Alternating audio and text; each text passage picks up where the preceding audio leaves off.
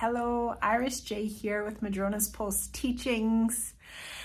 I am not where I usually am. I am in a hotel filming this for you. I'm a little bit rain and windswept. I'm on Cape Breton Island for a couple days and I still wanted to make a video for you. I try and do one every weekend. And we are in the eclipse portal right now. So I am going to chat with you about coming into this total solar eclipse that is happening on April 8th. It is an Aries. Solar eclipse means that it is a new moon. So we have the sun and the moon together at 19 degrees of Aries near the North Node, and they are not alone. They are with Chiron, and they are exactly conjunct Chiron on this solar eclipse. It is quite something. We've just come out, depends when you're watching this in terms of that word just, but we've come out of our Libra eclipse, which was the lunar eclipse. And as I'm making this, most likely when you're watching this, we're kind of journeying through this portal of a liminal realm that is the time between eclipses. And we're going to come in and be drawn into that total solar eclipse, which again is on April 8th, and it is at 2:20 in the afternoon Eastern time. And so you do want to adjust for wherever you are. And how are you doing?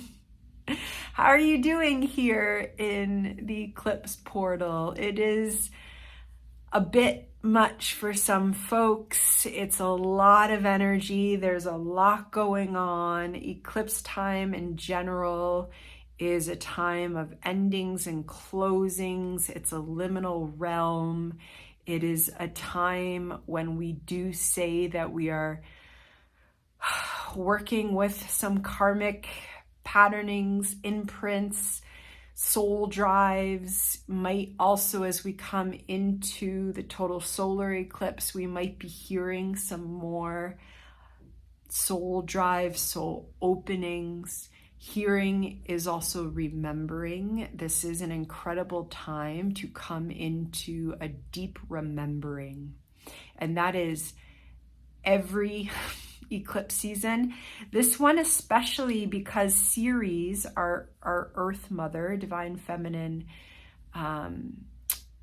archetype of the Earth Mother, is squaring the nodes during this whole eclipse season. And then for our solar eclipse, she's going to be at 17 degrees of Capricorn, squaring the sun, moon, and Chiron. And so this is, Ceres in Capricorn is some really, really deep, bone deep wisdom moving through the marrow of our bones that we have access to. And so when we're talking about that type of archetypal elder wisdom, we're really talking about opening up to a remembering. And what are we remembering? Absolutely, as we come into this solar eclipse, these are themes of reclaiming a sacred Aries self. And this is absolutely happening through healing journeys. Sometimes even when something doesn't look like a healing, we then move through the process and we realize that, wow, I wouldn't have crossed this chasm of selfhood. I wouldn't have crossed this period if I hadn't gone through this moment. And just coming into the opening that this time is. And so let's talk about the aspects a little bit here.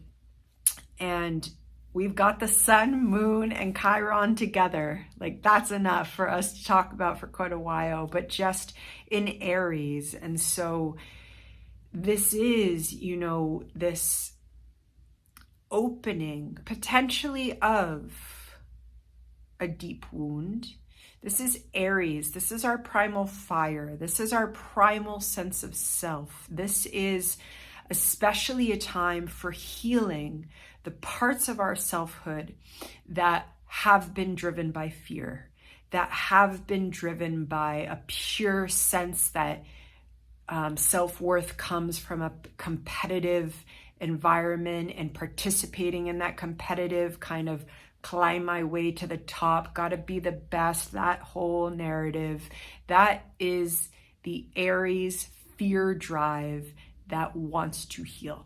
Chiron is here with the sun and moon, taking us into a new moon state, which is happening at a total solar eclipse. And something there can heal. And as this kind of archetype of Aries in the self heals, we can come into a much more awakened, love-driven Aries, which is an alignment of our primal fire, of our sense of self. With, where does Aries come from? Aries pops right out of Pisces. It's our first sign of the zodiac. Literally, we begin a cycle being birthed by the divine mystery with a soul mission coming in to these bodies, this complicated human experience.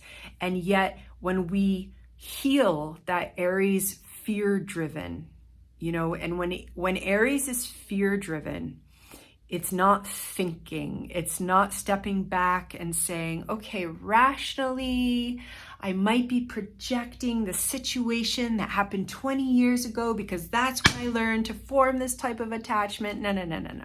Aries doesn't work like that. Aries just feels it. And so it acts on an impulse. And that fear-based impulse in Aries may have come from a very, very real and wise place. And the timing in this moment at the solar eclipse with Chiron there is to say, we don't need that anymore. And as we heal in our Aries sense of self, and this is again in the individual and the collective, and wherever you have 19 degrees in your chart, if you are one that looks at your natal chart, is where these themes are coming up in that house, is now I can feel deeper, and my impulses and my instincts can be reclaimed as I move more in alignment with a soul-driven purpose. And another layer where we see this coming through is that we say, well, what is our ruler of Aries, Mars, up to? Oh, Mars is in Pisces. Oh, Mars is conjunct Saturn in Pisces. And so we have Mars conjunct Saturn in Pisces. And how interesting is this? Because at our Libra eclipse, the full moon, we had Venus conjunct Saturn. So the rulers of both of these eclipses are conjunct Saturn in Pisces. As we're coming into this kind of attunement, and this is just so significant. Firstly, because when Mars is in Pisces, it is not this go, go, go. It is not, let me check off my boxes, let me achieve this. It is Mars that wants to actually come into an alignment with the dissolving of the ego, which is not always easy for Mars. And yet when it's in Pisces, that is what it's here to do. Before it starts a new cycle in Aries, it moves through Pisces so that it can actually dissolve the ego, close out, again, the fear-based drive of Mars, and then begin a new cycle that's a higher vibration or more awakened. And conjunct Saturn during the eclipse, absolutely, this is a closing out. This is a closing out. Saturn has been going through Pisces and it's been working with us, and it is really bringing endings to that area of our psyche and life wherever we have Pisces. And as Mars conjuncts Saturn, this is potentially an opportunity to really have, it is honestly a dying out of the old paradigms of power over Saturn and Mars together during this total solar eclipse with the sun and the moon conjunct Chiron and the North Node. It's this beautiful symphony that if we slow down, if we stop pushing, and we listen, to a part of our teachings, early childhood teachings, social conditionings around what we've been taught, around our drive. How do we make something happen? How are we supposed to show up? A lot of us are taught that we're supposed to show up and perform in this way as if we're the best, as if it's always a competition. And this is exactly what Chiron is trying to clean out in that Aries. It's like Chiron, there's a wound in there, and this total solar eclipse, it is putting, the healing ointment in there. And what that wants to do is it wants to just dissolve and allow there to be a finishing of these very old lessons around Aries, around Mars conjunct Saturn, around power, and all the, whatever language you use. If we use language like the shadow of that is moving from greed, that is moving from fear, that is moving from a pure kind of belief that I have to perform in a certain way. And this total solar eclipse just comes and it says, no, we can begin a new cycle. And it's in process, but it is a new cycle where we heal such a deep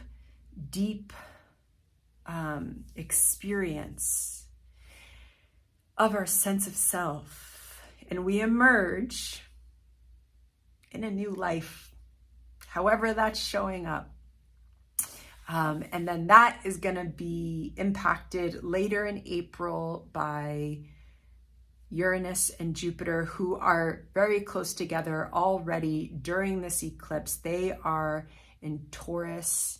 And then April 20th, they're going to come into their conjunction. And that is such an expansive moment. And this eclipse is taking us there. And I think it is really, really important to remember as we're coming into this eclipse, as we move through it, there can be such this kind of hype and it's, of course, very significant things can happen, and we're seeing things happen in the world all, every moment. And yet Mercury is retrograde. Mercury is retrograde in Aries. It's even in a wide conjunction to this total solar eclipse. And so we are slowing down. We are not necessarily supposed to understand everything that's going on, even in terms of the healing, the wound, the opening, the closing. We really just want to move through it. And Aries energy does need to move. And so this is finding the balance for ourselves that supports our nervous system, the balance between needing to move, whether that is a quick walk, short exercise, a yoga practice, flinging paint, putting on your song and dancing, and when to pause.